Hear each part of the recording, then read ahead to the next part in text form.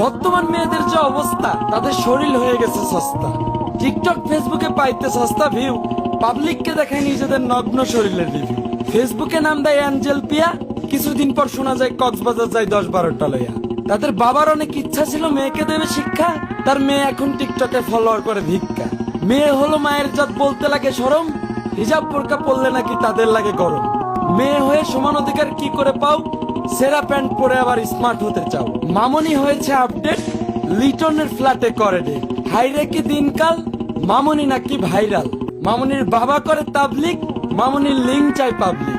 মামনিদের বলতে চাই স্মার্ট হয়ে লাভ নাই, ভালোই যদি হতে চাও আল্লাহর কাছে ক্ষমা চাও। বুঝছো?